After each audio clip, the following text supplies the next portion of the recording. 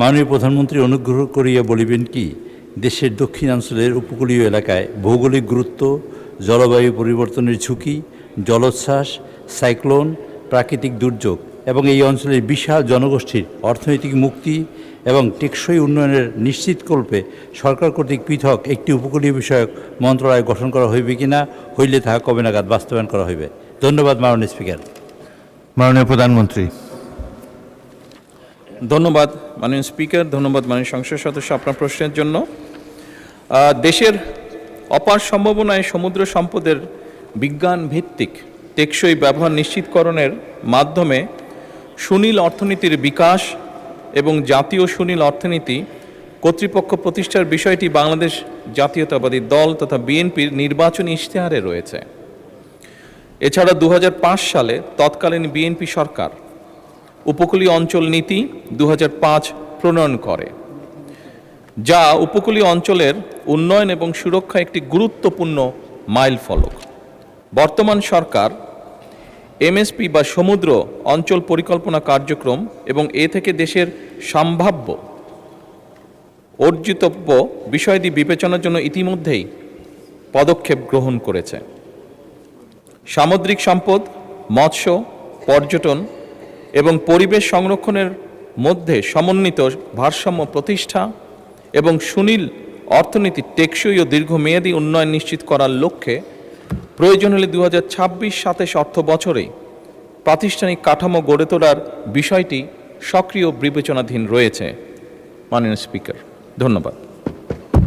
ধন্যবাদ মাননীয় প্রধানমন্ত্রী। মাননীয় চিফ হুইপ, আপনি একটি সম্পূরক প্রশ্ন করতে পারেন। মাননীয় স্পিকার, আপনি তো জানেন ভোলা আপনার নির্বাচনী এলাকা এবং ভোলা একটা উপকূলীয় দ্বীপ অঞ্চল। সেখানে ব্রিজের জন্য আপনারা চেষ্টা করছেন। পটুয়াখালী, ফেনী, বরগুনা এবং এই পিরোজপুর, এই দক্ষিণাঞ্চল, সাতক্ষীরা, খুলনা, বিশাল একটা দক্ষিণাঞ্চল।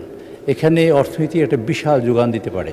আমাদের মাননীয় প্রধানমন্ত্রী বলেছেন ব্লু ইকোনমির কথা। ব্লু ইকোনমিতে 8টি বিষয় আছে, যেমন আমরা সাগরে মাছ ধরতে পারি, এক্সপ্লোরেশন করতে পারি, গ্যাস তেল, আমরা করতে পারি ship building, ship repairing, ship breaking ইত্যাদি এই জাতীয় কাজ। এবং সব মিলিয়ে যে বিষয়টা হলো, মাননীয় স্পিকার আপনার মাধ্যমে জানাতে চাই, নেপাল একটি অঞ্চল, দেশ যেখানে সাগর নেই এবং তার একটা ল্যান্ডলকড এরিয়া, আর আমাদের অপার সাগর আছে, আমরা কাজে লাগাতে পারি না। তার মধ্যেও এই উপকূলীয় অঞ্চলের মানুষ অত্যন্ত দুর্ভোগের শিকার হয়। সাইক্লোন, ঝড়ঝা, ভূমিকম্প যখন তৈরি হয়, এবং উপকূলীয় অঞ্চলের মানুষ প্রকারান্তরে সারা বাংলাদেশের মানুষের মধ্যে অত্যন্ত গরিব। কাজে এই এলাকায় সার্বিক বিবেচনা করে মাননীয় প্রধানমন্ত্রী যদি এরকম একটি পার্বত্য চট্টগ্রাম যেরকম মন্ত্রণালয় করেছেন, এরকম একটা মন্ত্রণালয় অথবা যে বিভাগের কথা বলেছেন, আমি তাকে ধন্যবাদ জানাই যে বিশেষ বরাদ্দ এই এলাকার মানুষগুলোর জন্য। এবং উপকূলীয় অঞ্চল ইতিমধ্যেই কিন্তু উপকূলীয় অঞ্চলে একটা ঘোষণা করা হয়েছে এবং সেখানে মানে আলাদা বরাদ্দ দেওয়া হয়। তাই আমি মনে করতে চাই, আমি বলতে চাই মাননীয় প্রধানমন্ত্রীর কাছে, উপকূলীয় অঞ্চলে যারা আছেন সকল মাননীয় সংসদ সদস্যদের সমন্বয়ে অথবা সরকার যদি বিবেচনা করেন যে তাদের বরাদ্দ বেশি এবং উপকূলীয় অঞ্চলে তাদের যোগাযোগ ব্যবস্থা নিশ্চিত এবং তাদের সার্বিক উন্নয়নের লক্ষ্যে আর বর্ধিত কোনো কার্যক্রম তিনি গ্রহণ করবেন কিনা মাননীয় স্পিকার, এটা আমি জানতে চাই মাননীয় প্রধানমন্ত্রীর কাছে। মাননীয় প্রধানমন্ত্রী। ধন্যবাদ মাননীয় স্পিকার, ধন্যবাদ মাননীয় সংসদ সদস্য আপনার সম্পূরক প্রশ্নের জন্য। আপনি নিশ্চয়ই খেয়াল করেছেন আপনার যে মূল প্রশ্নটি ছিল সেখানে আমি উল্লেখ করেছি যে আমাদের নির্বাচনী ইশতেহারে ব্লু ইকোনমির বিষয়ে একটি কম বেশি ডিটেল পরিকল্পনা আছে। বাংলাদেশের বৃহৎ একটি জনগোষ্ঠী সমুদ্র অঞ্চলগুলোতে বাস করছে। ভোলা সহ, বরগুনা সহ, পটুয়াখালী সহ, কক্সবাজার সহ, চট্টগ্রাম সহ বিশাল একটি অঞ্চল বাস করছে।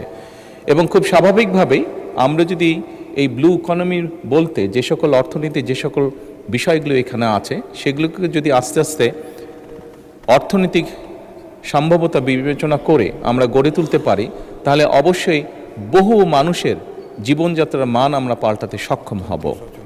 এবং সেখানে এই অঞ্চল এবং এই বিশাল অঞ্চলকে ঘিরে বিশাল একটি অর্থনৈতিক অঞ্চল গড়ে উঠবে, যা সামগ্রিকভাবে দেশের অর্থনৈতিক একটি শক্তিশালী অবস্থানে নিয়ে যাবে অবশ্যই ইনশাআল্লাহ। এবং সেজন্যই এবং এই সকল বিষয় বিবেচনা করেই আমরা আমাদের নির্বাচনী ইশতেহারে এই বিষয়টিকে অত্যন্ত গুরুত্বের সাথে তুলে ধরেছি এবং সরকারের বিভিন্ন মন্ত্রণালয় এরই ভিতরে ধীরে ধীরে পরিকল্পনাগুলো গ্রহণ করা শুরু করেছে।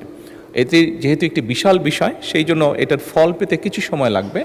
তবে আমরা দৃঢ়ভাবে বিশ্বাস করি ইনশাআল্লাহ আমরা সঠিক পরিকল্পনা নিয়ে এগোতে সক্ষম হলে আমরা দেশের বিশাল একটি অংশ এবং সেই অংশে বসবাসরত মানুষদের জীবনযাত্রা সুন্দরভাবে পরিবর্তন করতে সক্ষম হব। ধন্যবাদ।